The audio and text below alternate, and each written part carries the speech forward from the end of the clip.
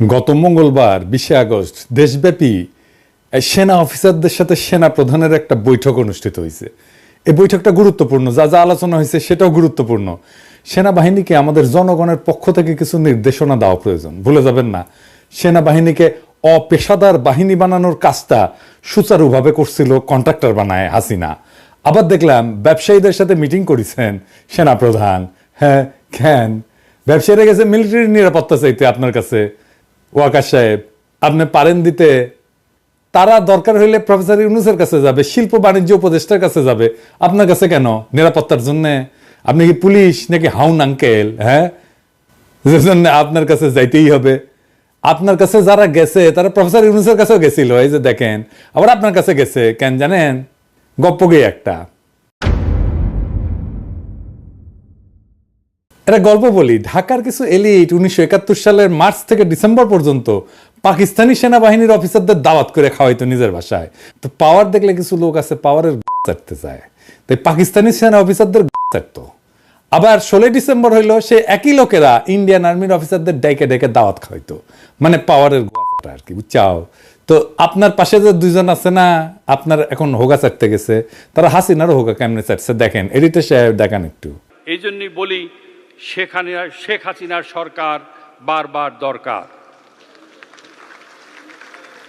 তাই শিল্পী কবির সুমনের জনপ্রিয় গানের ভাষায় বলতে চাই, প্রথমত আমি তোমাকে চাই, শেষ পর্যন্ত আমি তোমাকে চাই, ভীষণ অসম্ভবও তোমাকে চাই।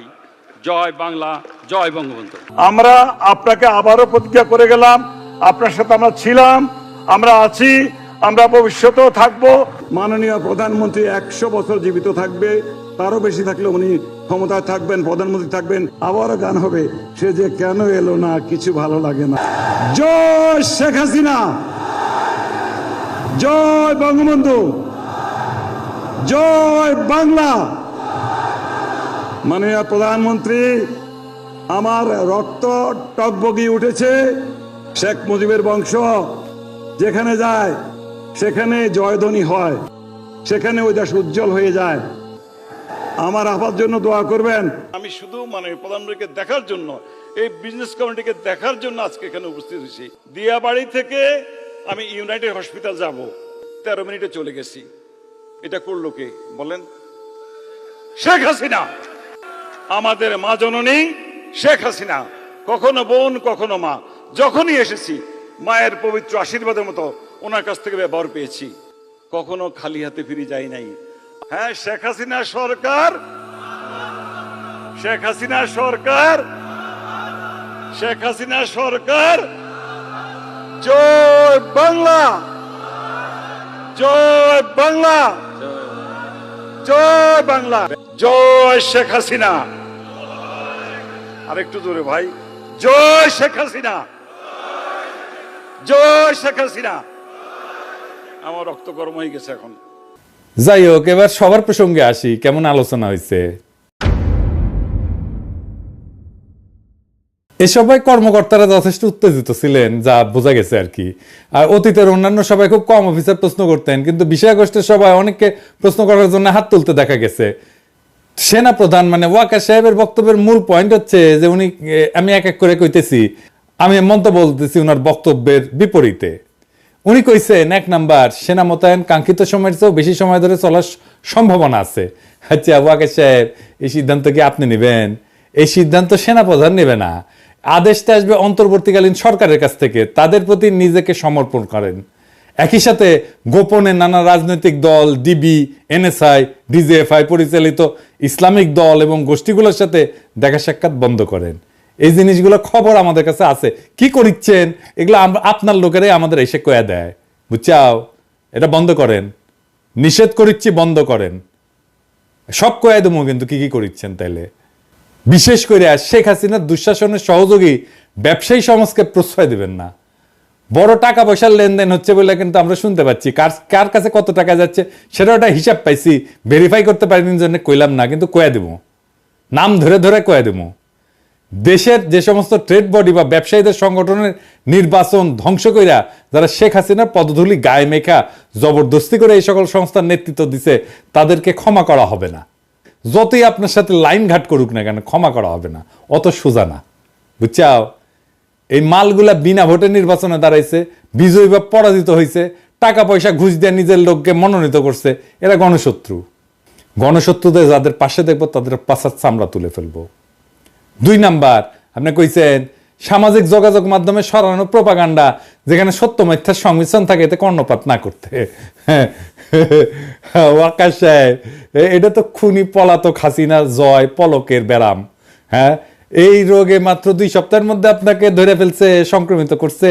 ঘটনাটা খুবই দুঃখজনক। আপনার তো তাহলে ভ্যাকসিন লাগবে, ভ্যাকসিন, গণ অভ্যুত্থানের ভ্যাকসিন নেন। তবে এটা আপনার দ্বারা মুগ্ধ হওয়া ডক্টর আসিফ নজরুল দিতে পারবে না, এটা আপনারা নিতে হবে ডাক্তার পিনাকি ভট্টাচার্যের কাছ থেকে। পিনাকি ক্যাঁকা করে ভ্যাকসিন দেয় জানেন তো। আজকে দিলাম না, আজকে মাফ করে দিলাম। হ্যাঁ, কি ওয়াকা সাহেব নেবেন?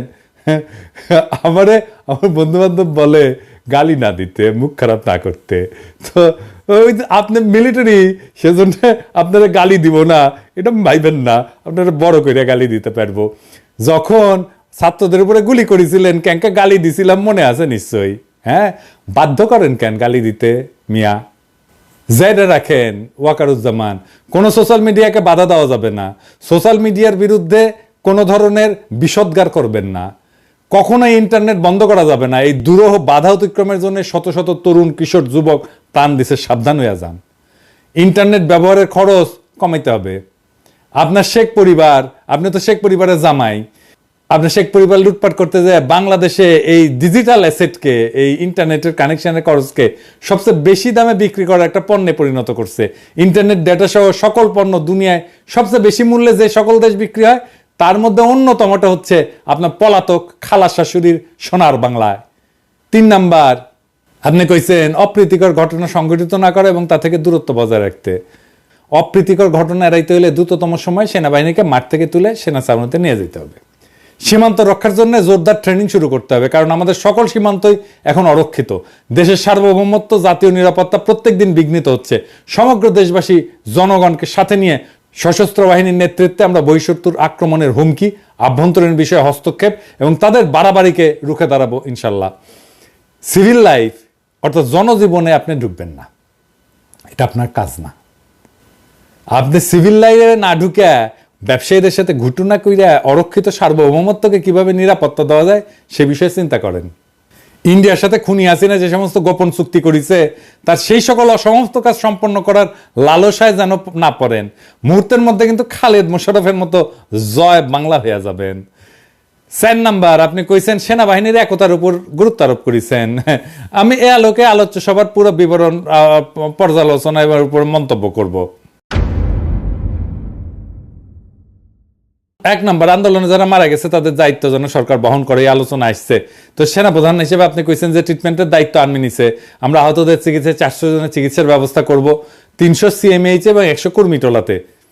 2 নাম্বার, একজন সেনা কর্মকর্তা বলছেন যে পুলিশের অধীনে সেনাবাহিনী কাজ করাটা ঠিক ছিল না। দুনিয়ার কোনো দেশে সেনাবাহিনী পুলিশের অধীনে কাজ করে না। যদি কাজ করতেই হয় পুলিশ সেনাবাহিনীর অধীনে থাকবে। আমরা সৈনিক হিসেবে প্রশিক্ষিত, পুলিশ হিসেবে না।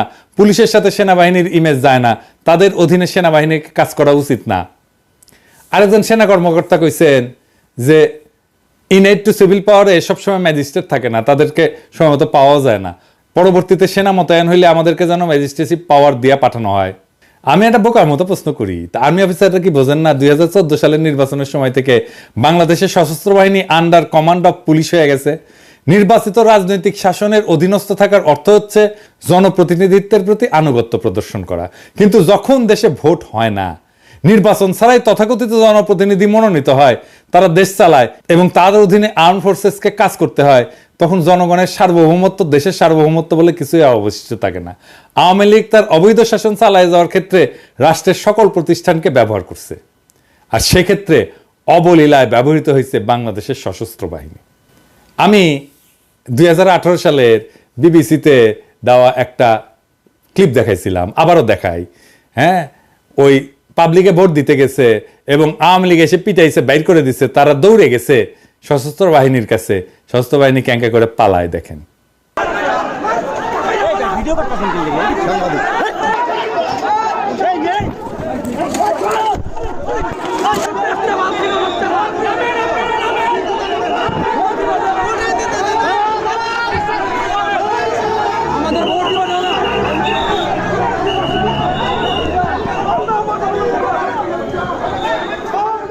এই পুরো আয়োজনে বাংলাদেশের পুলিশের ভূমিকা ছিল শেখ মুজিব শাসনামলে রক্ষী বাহিনীর মতো নেতৃত্বের আসনে, ওরাই ছিল সুপ্রিম ফোর্স। সেই জন্যই শেখ হাসিনার পতনের ঘটনায় সবচেয়ে বেশি জনপ্রতিরোধের মুখে পড়ছে পুলিশের পোশাকে চাকুরিরত একদল গুন্ডা, ডাকাত এবং সন্ত্রাসী। বেনজিরের মতো কয়েক শত কোটি টাকার মালিক হয়েছে এমন পুলিশ অফিসারের সংখ্যা 500-র বেশি। এর মধ্যে প্রাক্তন আইজি থেকে শুরু করে ওসি পদের লোকেরাও আছে। আজিজের মতো কুখ্যাত জঘন্য সেনাবাহিনী প্রধান থেকে শুরু কইরা ইঞ্জিনিয়ারিং কোর, বিভিন্ন প্রজেক্ট পরিচালনাকারী কর্মকর্তা, ডিজিএফআই, র্যাব সহ ডাকাতি করা যায় এমন পদগুলোতে বসে কাজ করা যায় প্রায় 60 থেকে 65 জন জেনারেল শত কোটি টাকা এবং সহায় সম্পদের মালিক হয়েছে। এই 60 থেকে 65 জন জেনারেলের তালিকা আমরা তৈরি করতেছি, আমরা এটা প্রকাশ করে দেব। পুলিশের সাথে প্রতিযোগিতা করে আর্মি অফিসাররা 2009 সাল থেকে র্যাব, বিজিবি, আনসার, ডিজিএফআইতে বসে গুম, খুন, ক্রসফায়ার সবই করেছে আর টাকা কামাইছে। এই প্রক্রিয়ায় জন্ম হয়েছে আজিজের মতো একজন নিকৃষ্ট সেনা প্রধানের এবং কয়েক ডজন ক্রিমিনাল জেনারেলের, যার মধ্যে একজন জিয়া। সেনা প্রধানকে এদের বিরুদ্ধে কোনো ব্যবস্থা নেবেন? তিনি কি র্যাব ভেঙে দিবেন? ডিজিএফআই নিষিদ্ধ করতে পারবেন? তা যদি না করেন তাহলে বুঝতে এবং প্রস্তুতি নিতে হবে বাংলাদেশে মানবতা বিরোধী যে সমস্ত কর্মকাণ্ড শেখ হাসিনার দুঃশাসনে চলছে সেগুলোর ওয়াকারুজ্জামানের সমর্থনে এবং পরবর্তীকালে তার নেতৃত্ব অব্যাহত থাকবে। এরপর একজন সেনা কর্মকর্তা গোপালগঞ্জে 10 বেঙ্গল রেজিমেন্টের সেনা সদস্যের উপর হামলার বিষয়টি উত্থাপন করেন। জবাবে সেনাপ্রধান ঘটনার জন্য দুঃখ প্রকাশ করে বলেন যে জড়িত ব্যক্তিদের আইনের আওতায় আনা হবে। মিরপুর ডিএইচএসে হামলার ঘটনা উল্লেখ করে একজন সেনা কর্মকর্তা ক্ষোভ প্রকাশ করে বলেন যে রেসিডেন্সিয়াল এরিয়া বাড়ি বাড়ি ঢুকে হামলা করা হয়েছে, সেটা নিয়ে আমরা দুঃখ পেয়েছিলাম, কেন এটা হইল? সেনাপ্রধান বলছেন যে এমআইএসটি এবং বিইউপির স্টুডেন্টদের হল ছেড়ে দেওয়ার আদেশ দেওয়া হয়েছিল, কিছু স্টুডেন্ট ডিএইচএস এর ভিতরে বাসা ভাড়া নিয়েছিল নিরাপত্তার জন্য, পরের দিন বাইরের কোনো এলিমেন্ট যেন ঢুকতে না পারে, এই জন্য ডিএইচএস সিকিউর করা হয়েছিল। কিন্তু সে রাতে এমআইএসটি এবং বিইউপি স্টুডেন্টরা পাল্টা ধাওয়া করছিল, এদের খোঁজার জন্য সেখানে সেদিন অভিযান হয়। এরপর একজন সেনা কর্মকর্তা বলছেন জনপ্রশাসন, পুলিশ বিভাগ এবং বিচার বিভাগের উচ্চ পদে আসীন অনেক অফিসার পালায় গেছেন, এখন পালানোর জন্য অনেক রেডি এবং তৈরি। এই সুযোগে অনেকে প্রমোশন নিয়ে উচ্চ এবং ভালো পদে বসার সুযোগ নিচ্ছেন। মানুষ কিভাবে মরছে তা সবাই দেখছে। এরপর একজন সেনা কর্মকর্তা বলেন যে ক্যান্টনমেন্টে বিগত কয়েক বছরে যে পরিমাণে রাজনৈতিক কার্যক্রম হয়েছে সেনাবাহিনীতে অতীতে এমনটি দেখা যায়নি। সেনাবাহিনীতে রাজনীতি কোনোভাবেই কাম্য না। সেনানিবাসে ভিডিও, ব্যানার, পোস্টার সহ নানান রাজনৈতিক কার্যক্রম সম্পূর্ণভাবে বন্ধ করা উচিত। সেনাপ্রধান হিসেবে বন্ধ করাটা আপনার দায়িত্ব। তো সেনাপ্রধান এই পয়েন্টটা গ্রহণ করে বলছেন যে অ্যাকসেপ্টেড। এই গণ অভ্যুত্থানের পরেও ইন্ডিয়ার মনোনীত এবং তাদের পছন্দের জেনারেলরা যদি সেনাবাহিনীর নেতৃত্ব দেয় তাহলে শেখ মুজিব এবং শেখ হাসিনার ছবি, পোস্টার, ব্যানার সরে গেলেও প্রতিবেশীরা আমাদের সেনাবাহিনীকে নিষ্ক্রিয় এবং নিস্তেজ করার যে কর্মসূচি নিছে সেটা কিন্তু চলতেই থাকবে, ব্যানার ট্যানার যাই সরান না কেন। একজন সেনা কর্মকর্তা বলছেন যে জেনারেশন জি আমাদের অনেক কিছু শেখাচ্ছে, কিন্তু বাধাগুলো হচ্ছে দুর্নীতি। আর একজন সেনা কর্মকর্তা বলেন যে দুর্নীতিগ্রস্ত মিলিটারি পার্সনদের সেনানিবাসে ঢোকার অধিকার রেস্ট্রিক্ট করতে হবে। এখানে আমি কই কি, দুর্নীতি আবার দুই ধরনের, ব্যক্তিগত এবং প্রাতিষ্ঠানিক। ইন্ডিভিজুয়াল বা ব্যক্তি নির্ভর দুর্নীতি বন্ধের জন্য মোটিভেশন দরকার, কিন্তু প্রাতিষ্ঠানিক বা ইনস্টিটিউশনাল দুর্নীতি বন্ধের জন্য আপনার হস্তক্ষেপ দরকার। যেমন ইঞ্জিনিয়ারিং কোড এবং প্রজেক্টের নামে যে দুর্নীতি হয় সেগুলোর প্রতি খেয়াল রাখতে হবে। সশস্ত্র বাহিনীর শৃঙ্খলা আইনে দুর্নীতি রোধের ব্যবস্থা আছে। জন আকাঙ্ক্ষা অনুযায়ী সেনাবাহিনীর ভেতরকার দুর্নীতি চিহ্নিত করার জন্য আপনারা কি একটা কমিশন করতে পারবেন? একদল সৎ, যোগ্য, দক্ষতা সম্পন্ন অবসরপ্রাপ্ত অফিসার দিয়ে এই কাজটা শুরু করতে পারেন। সেই তদন্তে যারা অপরাধী হিসেবে চিহ্নিত হবে তাদেরকে কোর্ট মার্শাল করেন এবং দায়ীদেরকে সেনানিবাসে ঢোকা এবং অবসরে যে সকল সুযোগ সুবিধা পাওয়া যায় সেগুলো থেকে রেস্ট্রিক্ট করেন। তা করার মুরত কি আর্মির আছে? একজন অফিসার বলেন যে পিলখানা তদন্তের কাগজ এবং অনেক আলামত সরায় ফেলা হয়েছে, এটা পুনঃ তদন্ত করা প্রয়োজন।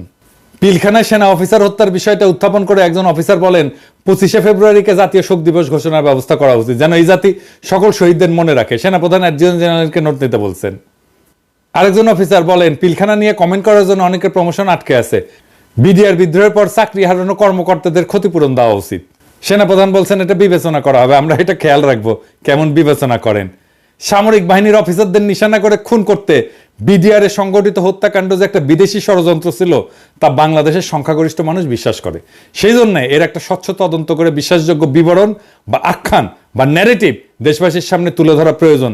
এই ঘৃণিত বিদেশি শক্তির সাথে এদেশের রাজনীতি, সামরিক বাহিনী, জনপ্রশাসন, পুলিশ, সাংবাদিক, বিভিন্ন পেশার মানুষদের যে অশুভ দেশবিরোধী আতাত বা সংযোগ ছিল এবং আছে তা উন্মোচিত করতে হবে। পক্ষপাতহীন, স্বচ্ছ, সঠিক বিচারের আয়োজন করে অপরাধীগুলোকে শাস্তি দিতে হবে। এছাড়া বাংলাদেশের স্বাধীনতা সার্বভৌমত্বের মধ্যে যে ভঙ্গুরতা, দুর্বলতা এবং ভীতি দেখা দিছে তার অবসান ঘটবে না। একজন অফিসার মেজর সিনহার বিচার কাজ দ্রুতগতিতে সম্পন্ন করতে বলছেন। সেনাপ্রধান অ্যাডজুটেন্ট জেনারেলকে নোট নিতে বলছেন। 2009 সালে শেখ হাসিনা সরকার গঠনের পরে পুলিশের বিভিন্ন পর্যায়ে মুক্তিযোদ্ধা কোটায় যাদেরকে নিয়োগ দিছে তাদের সকলের আসল পরিচয় এবং সত্যতা পুঙ্খানুপুঙ্খভাবে নিরূপণ করতে হবে। সংখ্যালঘু সম্প্রদায়ের এত বেশি সংখ্যক লোক কিভাবে ঢুকলো সেটাও তদন্ত করে বের করতে হবে। আরও দেখতে হবে নিজ জেলার পরিচয় গোপন করে ভিন্ন ভিন্ন জেলার নাগরিকত্ব দেখায় কত সংখ্যক বাটপার এবং দস্যু পুলিশে ঢুকছে। এমন সকল লোককে পুলিশ বাহিনী থেকে ঝাঁটায় বিদায় করে আইন শৃঙ্খলা রক্ষাকারী এই বাহিনীর পুরা খোল নলচা বদলে ফেলতে হবে। প্রমোশন বোর্ড নিয়ে প্রশ্ন তুলে বেশ কয়েকজন কর্মকর্তা বলেন, একজন অফিসার বলেন যে নোটশিটে প্রমোশন পেয়েছে অনেকে, সেনাপ্রধানকে এই ব্যাপারটির প্রতি দৃষ্টি দিতে হবে।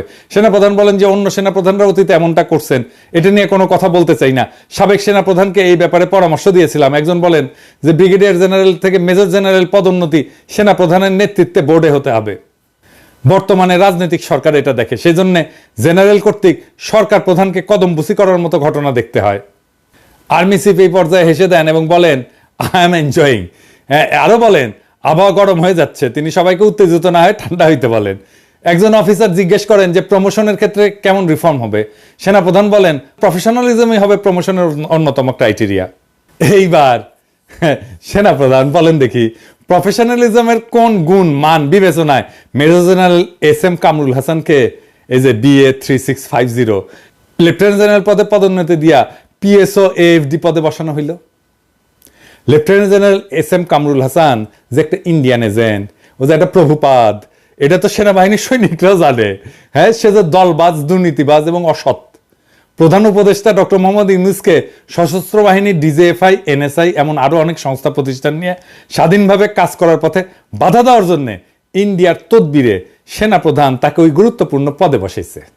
বুঝছাও, সে ইন্ডিয়ানদের পক্ষ হইয়া অফিসারদের মধ্যে তাদের অনুচরগুলোকে এবং তাদের বিচারের মুখোমুখি হওয়া থেকে রক্ষা করবে এবং ক্ষতিগ্রস্ত হওয়ার সকল ঝুঁকি থেকে বাঁচাবে। এমন অঘটন ঘটন পটিয়সী ওয়াকারুজ্জামান সাহেব, এইবার আপনি বলেন দেখি এই দেশদ্রোহীকে প্রমোশন দেওয়ার পর এখন আপনি সেনাবাহিনীর তরুণ অফিসারদের সামনে মুখ দেখাবেন কি করে? বাংলাদেশের প্রত্যেকটা মানুষ জানে শেখ হাসিনার গত 15 বছরের ফ্যাসিস্ট দুঃশাসনের মূল পৃষ্ঠপোষক ছিল ইন্ডিয়া। আরো জানে শেখ পরিবারের প্রত্যেকটা লোক ইন্ডিয়ার প্রতি অনুগত, বাংলাদেশের স্বার্থে নয়। মিস্টার ওয়াকারুজ্জামানের পরিবারের 100% সদস্যই ইন্ডিয়ার স্বার্থে নিবেদিত। আজ আপনাদের সকলকে বুঝতে হবে খুনি হাসিনা আশ্রয় পাইছে ইন্ডিয়াতে। অন্য কোনো গণতান্ত্রিক সভ্য দেশ এই ফ্যাসিস্ট দুর্নীতিবাজ গণহত্যাকারিণীকে জায়গা দেয়নি। কিন্তু একজন অফিসার বঙ্গানুবাদ সহ সূরা আসর তেলাওয়াত করছিলেন। তিনি বলছেন যে চিফ, এই অবস্থা থেকে দেশ বাঁচানোর জন্য আমি আপনার নেক হায়াত দানের দোয়া করছি। একজন সেনা কর্মকর্তা বলছেন যে আমাদের মোনাজাত রাজনীতি কেন্দ্রিক হয়ে যাচ্ছিল, কিন্তু মোনাজাত যেন স্ক্রিপ্টাইজ না হয়, হৃদয় থেকে আসতে হবে, এটাকে রাজনীতি মুক্ত রাখতে হবে। সেনা প্রধান বলছেন ভাই জীবনে দেখি নাই হুজুরকে কেউ গলা চাইপা মোনাজাত করাচ্ছে, তারপরে তুমি বলছো একজন জেনারেল নোট করেন জেনারেল ওয়াকারুজ্জামান এই যে সূরা আসর যে পড়ে শুনেছে এর মর্মবাণী বুঝিছেন? হ্যাঁ, সূরা আসরের প্রথম 2 আয়াতে সময়ের শপথ নেওয়া হয়েছে এবং বলা হয়েছে মানুষ তো আসলেই ক্ষতিগ্রস্ত। এটা আসলে সময়ের শিক্ষা এবং বাস্তবতাকে স্মরণ করায়। বিভিন্ন জামানায় যেসব লোক ঈমান এবং সৎ কাজ থেকে বিরত ছিল তারা ক্ষতির শিকার হয়েছিল, অর্থাৎ তাদের প্রতি আল্লাহর গজব বা আসমানি শাস্তি নাজিল হয়েছিল। প্রত্যেকটি জামানাই এরকম। প্রথম 2 আয়াত সতর্কতামূলক। তৃতীয় আয়াতে ঈমান, সৎ কাজ, পারস্পরিক সত্যের উপদেশ দান, ধৈর্যের কথা বলা হয়েছে। যারা ঈমানদার এবং শুধু নিজেই পালন করে তাই না, নিজ প্রভাব বলয়ের মধ্যে অন্যকে সত্য দিন এবং ধৈর্য ধারণের উপদেশ দেয়। আল্লাহকে ভয় করে সব ধরনের পাপ থেকে বিরত থাকে। সূরা আসর পড়লে বুঝবেন যে এদেশবাসী, জনগণ, মানুষ আজ ভীষণভাবে ক্ষতিগ্রস্ত। বাংলাদেশ লুট হয়ে গেছে। আপনার শ্বশুর বাড়ির শেখ পরিবার দেশটাকে দেউলিয়া করে লক্ষ কোটি টাকা বিদেশে নিয়ে গেছে। এই সূরা আসরের আলোকে আপনাকে বুঝতে হবে রাষ্ট্রীয় সম্পদ লুণ্ঠনকারী নাগরিকদের, সমস্ত অধিকার হরণকারী ফ্যাসিস্টদের উপর আল্লাহর গজব বা আসমানি শাস্তি নাজিল হয়েছে। সময়ের শিক্ষা এবং বাস্তবতাকে স্মরণ কইরা আর্মড সার্ভিসের মর্যাদা রক্ষা করছে যে উদ্যোগ, 4 আগস্টের সেই নেতাদের পিছনে দাঁড়ান। আর একবারও ইন্ডিয়ার সেনা প্রধানের সাথে বা রয়ের কোনো এজেন্টের সাথে কথা বলবেন না।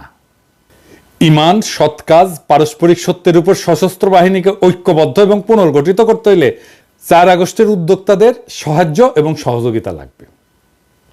আর আপনার দরকার হবে এই সমস্ত প্রবীণ শ্রদ্ধাভাজনদের কাছে ধৈর্য এবং শ্রদ্ধায় অবনত হওয়া, ইন্ডিয়ার প্রতি না। আল্লাহকে ভয় করে সব ধরনের গুনাহ থেকে বিরত থাকতে হইলে গত 15 বছর সশস্ত্র বাহিনীর ক্ষমতাকে যারা দলীয় স্বার্থে ব্যবহার করে গুম, খুন, লুটতরাজ করছে, সেই সমস্ত ক্রিমিনালকে বিচারের মুখোমুখি দাঁড় করাইতে হবে। তা না হইলে আল্লাহ যে আপনাকে ক্ষমা করবেন না, তা ভুলে গেলে কি চলবে? আমি এবার সৈনিক এবং তরুণ সেনা অফিসারদের কিছু বলতে চাই। আমার প্রিয় ভাইরা, আপনারা কি দুনিয়ার শ্রেষ্ঠ সেনাবাহিনীর একটা হইতে চান, নাকি মোটা আজিজের মতো ভুড়ি বাগায় প্রমোদে আমোদে মন ঢালিয়া দিতে চান? এখন কেউ কেউ কইতে পারেন দুনিয়ার শ্রেষ্ঠ সেনাবাহিনী কেমনে হবে? বাংলাদেশ একটা ছোট্ট দেশ, কোনো রিসোর্স নাই, টাকা পয়সাও নাই। আসেন কইয়া দিই। প্রথম হইতেছে ওই যে একটা বালের ফোর্সেস গোল আছে না, ওটা ফেলায় দেন। কি গোল নিতে হবে সেটা কইয়া দিতেছি। শ্রেষ্ঠ সৈনিক কারা হয়? তারাই হয় যারা নির্ভয় আর দুর্দান্ত সাহসী, যারা মরতে ভয় পায় না, তারই তো শ্রেষ্ঠ সৈনিক। দুনিয়াতে এমন যুবক আছে যারা বন্দুকের গুলির সামনে নির্ভয়ে দাঁড়াইতে পারে। 1 2 জন না, সবাই, সব তরুণ যুবকদের সবাই বাংলাদেশের আবু সাইদের মতো বন্দুকের গুলির সামনে দাঁড়াইতে পারে, নড়বে না, সরবে না, পালাবে না। পৃথিবীতে এরকম তারুণ্য নাই, এটা একমাত্র বাংলাদেশের আছে, দুনিয়ার অন্য কোনো দেশের নাই। 1 2 জন তরুণ থাকতে পারে, তো সব তরুণ এটা বাংলাদেশে। এই তরুণেরা সেই সেনাবাহিনীতে থাকলে তাদের দুনিয়ার কোনো সেনাবাহিনী পরাস্ত করতে পারবে না। বাংলাদেশের 18 থেকে 28 বছর বয়সী সব সক্ষম তরুণ তরুণীকে সামরিক প্রশিক্ষণ দিতে হবে। আমাদের 5 কোটি সুপ্রশিক্ষিত রিজার্ভ গণসেনা থাকবে, যে কোনো মুহূর্তে ডাক দিলে তারা ঝাঁপায় আসবে বাংলাদেশের স্বাধীনতা এবং সার্বভৌমত্ব রক্ষা করার জন্য। এই প্রশিক্ষণে তরুণেরা শুধু সুস্বাস্থ্যই পাবে না, তারা ডিসিপ্লিনড হবে। জাতি একটা ডিসিপ্লিন তারুণ্য পাবে। আমাদের শুধু 3 জায়গায় সামরিক শক্তি থাকলে চলবে না, জলে, স্থলে, অন্তরিক্ষে। আমাদের আরো 2 ডাইমেনশনে সামরিক সক্ষমতা থাকতে হবে। প্রথমে সাইবার ডোমেইন। আমাদের এক্ষুনি সাইবার ব্রিগেড করা দরকার, যা শত্রু দেশের ভার্চুয়াল অ্যাসেটে আক্রমণ চালাবে এবং ধ্বংস করবে। আমরা হাসিনার সময় ভার্চুয়াল অ্যাটাক দেখছি। হাসিনা না গেলে পুরো ডিজিটাল সিস্টেম হাসিনার ধসায় দেওয়া হইতো, আর বেশি কিছু লাগতো না। আর স্পেস কম্ব্যাট ক্যাপাসিটি লাগবে। শত্রু দেশের স্যাটেলাইট আক্রমণ করার সক্ষমতা অর্জন করতে হবে। আর অবশ্যই আমাদের পারমাণবিক যুদ্ধাস্ত্র লাগবে। বাংলাদেশের দিকে চোখ তুলে কেউ তাকাইতে পারবে না, চোখ তুলে নেব। বাংলাদেশের স্বাধীনতা, সার্বভৌমত্ব আর আঞ্চলিক অখণ্ডতা রক্ষার জন্য আর কোনো পথ খোলা নাই। বাংলাদেশের পারমাণবিক যুদ্ধাস্ত্র নিয়ে আন্তর্জাতিক বিশ্ব কিছুই বলতে পারবে না। ভারত যখন আমাদের নয় উপনিবেশ বানাইছিল, ওরা আসছিল আমাদের বাঁচাইতে? আসে নাই।